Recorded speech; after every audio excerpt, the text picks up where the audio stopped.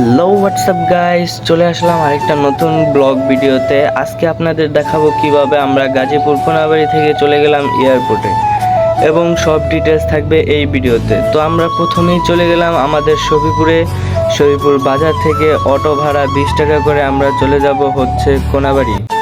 আপনারা চাইলে বাসেও যেতে পারেন, বাসে ভাড়া বেশি এবং বাসে ভাড়া কম এবং বাসে অনেক সমস্যা হয়, জ্যাম আরও অনেক কিছু।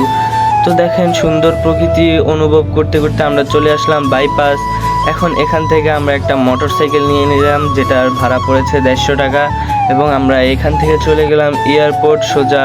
তো আমরা এয়ারপোর্টে যাওয়ার মেন রিজন হচ্ছে আমার বাবা আসছে বাবাকে রিসিভ করতে। তো গাইস আজকের ব্লগটা দেখুন কিভাবে কোনাবাড়ি থেকে আমরা এয়ারপোর্ট গেলাম, কিভাবে ডিটেলস সব আপনাদের জানাবো একই ব্লগে। তো যারা যারা চিনেন না কিভাবে যেতে হয় এয়ারপোর্টে, সবাই এই ভিডিওটা দেখতে পারেন, অনেক গুরুত্বপূর্ণ।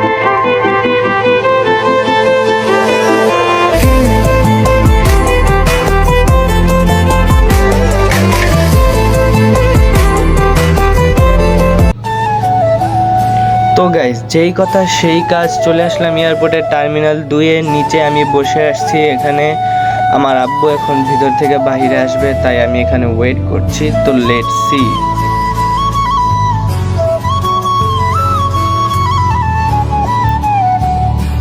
এখানে আমার ছোট ভাই একটু মজা করছিল, ওকে নিয়ে আমি একটু দুষ্টামি করছিলাম, অনেক মজাদার।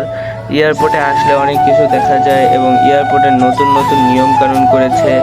এখানে অনেক সুন্দর সুন্দর বডিগার্ড যারা এরকম নতুন নিয়ম করেছে যে ভিতরে কেউ ঢুকতে পারবে না, বাহির হতে পারবে না।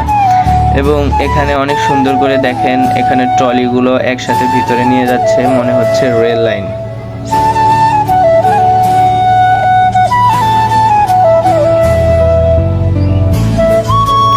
তো আরেকটা মেইন রিজন হচ্ছে দেখেন আমাদের বাংলাদেশ কিন্তু অনেক আধুনিক হয়েছে। আমাদের বাংলাদেশে এয়ারপোর্টে দেখেন ফ্রি টেলিফোন দেওয়া হয়েছে। তো লেটস সি গাইস, আমার বাবাকে নিয়ে আমরা একটা ওভার বুক করলাম। ওভারে আমরা আমার বাবাকে নিয়ে সোজা চলে যাচ্ছি আমরা কোনাবাড়িতে। তো দেখেন বাইরের ওয়েদারটা কি সুন্দর।